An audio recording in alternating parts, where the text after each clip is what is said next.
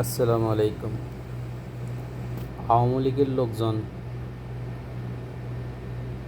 এলাকার গ্রাম অঞ্চলের নেতা কর্মীদের জন্য বহুত দুঃখ লাগে। এই জন্যই এমন আওয়ামী লীগ করছেন, এমন স্বাধীনতার পক্ষে তারা শেখ হাসিনা দল লাস্ট পর্যন্ত আপনাদেরকে ছাইড়া চলে গেছে।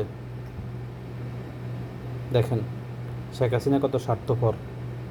দেখেন আমাদের বিএনপির নেত্রী গেছে দেশ ছাড়ি যায় না, যাতে হামলা মামলা জামলা দিছে দেশ ছাড়ি যেতে যায় না।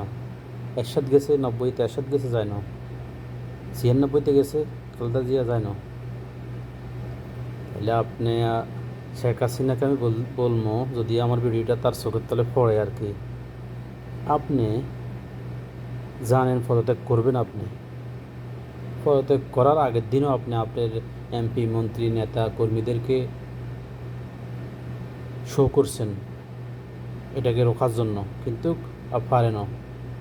আপনি পড়াশোনা পারে না, জনগণের এত ক্ষমতা দেখছেন কী লাভ হয়েছে। এই জন্য আপনি নেতা কর্মী এবং কি আপনার এলাকার ছোটো ছোটো ফাতি নেতাগুলো আছে, এদেরকে কেন জনগণের কাছে টার্গেট করালেন, বিএমপি শিবিরের কাছে টার্গেট করাইলেন, এদেরকে এত বিপদে ফেলাই গেলেন। আপনি আপনি মরতেন, দেশে মরতেন, আটকিলে দেশে আটকিতেন আপনি। তারাও আপনার কর্মীরা বলতো আমাদের নেত্রী আমাদের জন্য মরছে, আমাদের জন্য করছে, আটকা খাইছে, দেশে ছিল, মজায় ন।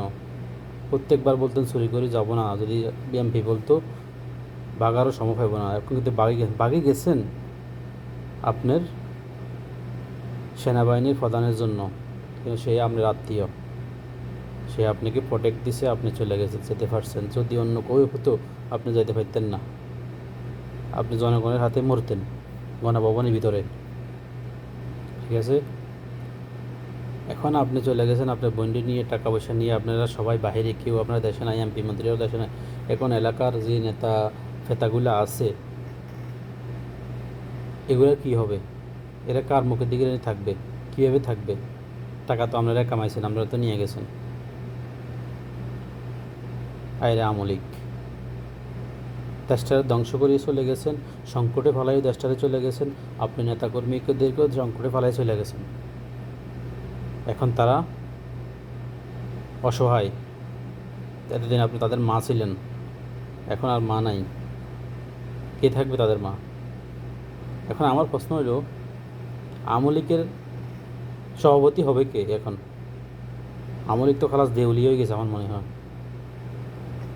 তো এখন যারা আওয়ামী লীগ করতেন আগে, আস্তে আস্তে শিবির বিএনপির ভিতরে ঢুকে যান।